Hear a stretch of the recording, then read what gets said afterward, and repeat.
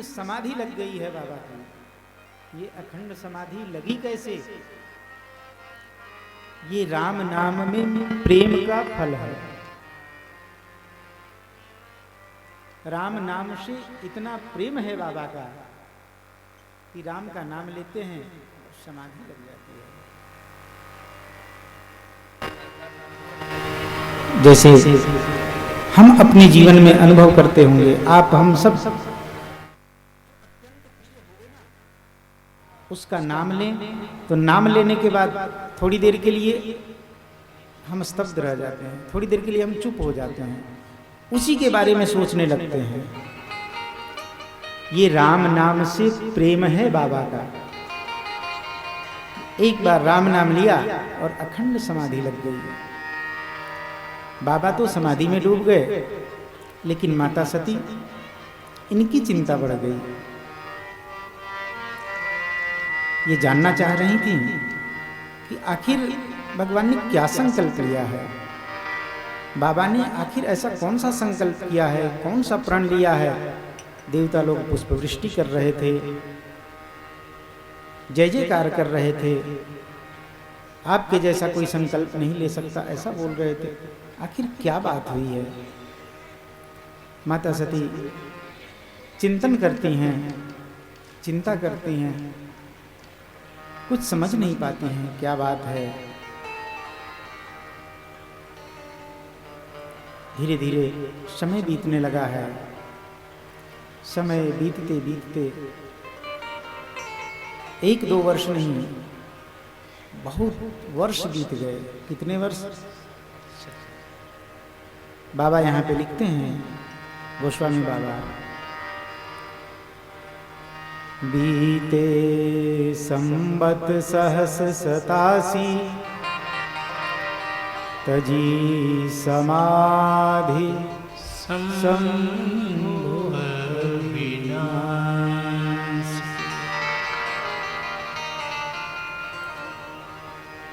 87,000 वर्ष बीत गए हैं, तब जाकर बाबा की समाधि खुली है। और समाधि खुली तो कैसे? जागत सोवत शरण तिहारी। जगते हैं तो भी आपकी शरण लेकर, प्रभु का नाम लेकर, और सोते हैं तो भी प्रभु का नाम लेकर। सोते हैं तो राम राम कह के सोते हैं, और जगते हैं तो राम राम ही बोलते जगते हैं। ये हमारी निद्रा संपुटित हो जाती है। ये बड़ा अच्छा भाव है। संतों ने, विद्वानों ने इस भाव को दिया है। ये भाव हम अपने हृदय में धारण करें।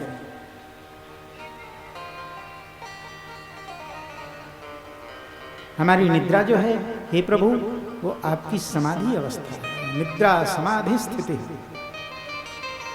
शंकराचार्य गुरु कहते हैं, मैं नींद में सोता हूं तो वो आपकी समाधि है। ये समाधि कैसे बनती है? तो ऐसे ही सोते सोते राम नाम लेकर सो गए। हे प्रभु, अब सब आपके हैं, मैं तो निद्रा में जा रहा हूं। बाबा निद्रा में नहीं, बाबा तो सत्य में समाधि में गए थे। लेकिन हम निद्रा में भी जाते हैं तो भगवान का नाम लेकर जाएं, वही हमारी समाधि स्थिति हो जाएगी। राम नाम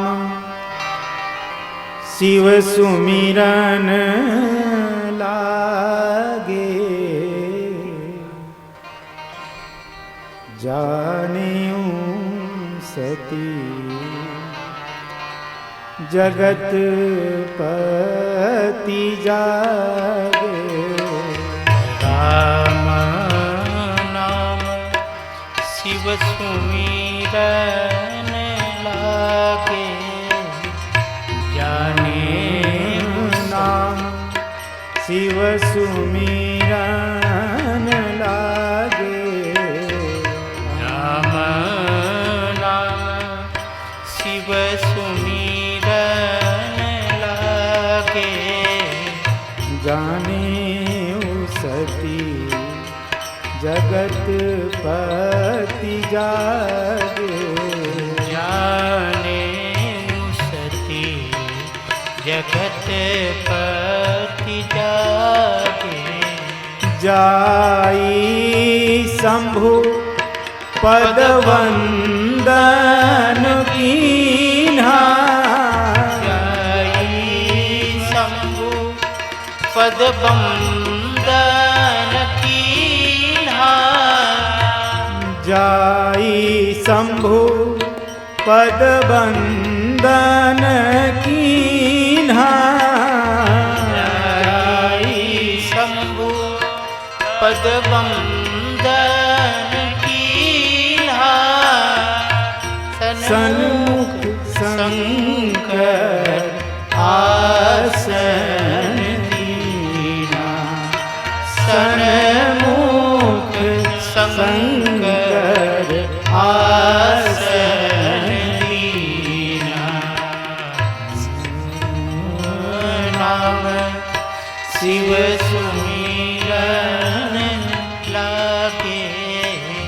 राम नाम शिव सुमिरन लागे।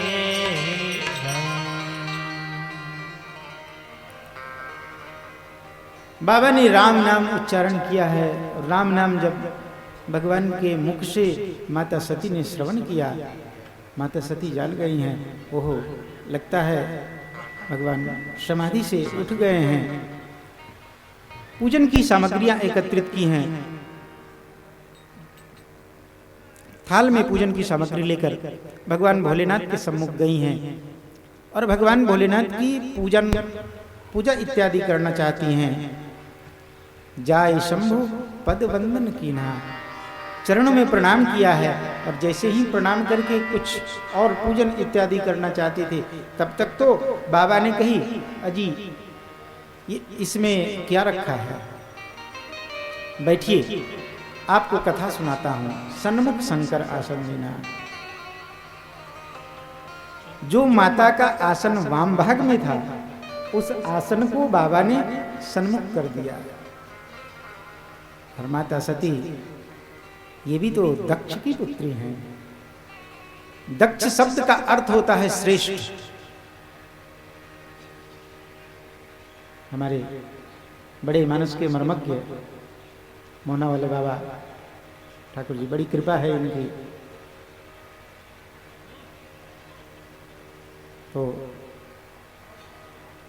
दक्ष शब्द का अर्थ होता है श्रेष्ठ। जो श्रेष्ठ होवे उसे दक्ष कहते हैं। जो किसी कार्य में अग्रिम हो, आगे हो, ये इस कार्य में दक्ष हैं। हम लोग ऐसा कहते हैं ना, जो जिस कार्य में दक्ष होता है। हीरालाल जी माइक चलाने में दक्ष हैं, दक्ष हैं। सी भैया बेंजो बजाने में दक्ष हैं। हमारे व्यास जी हारमोनियम और गाने में दक्ष हैं। पंडित जी मंत्र बोलने में दक्ष हैं। सब अपने अपने कार्य में हर कोई दक्ष। दक्ष का अर्थ होता है श्रेष्ठ। तो माता सती भी दक्ष की पुत्री हैं, श्रेष्ठ की पुत्री हैं।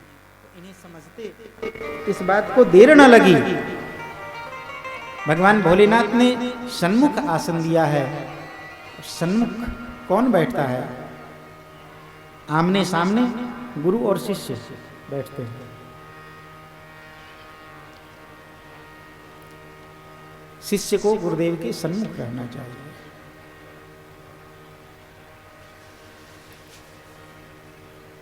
सन्मुख जब आसन दिया है तो माता सती जान गई हैं। लगता है मेरा आसन तो वाम भाग में था, इन्होंने सन्मुख दे दिया, तो अब लगता है इन्होंने मेरा परित्याग कर दिया है।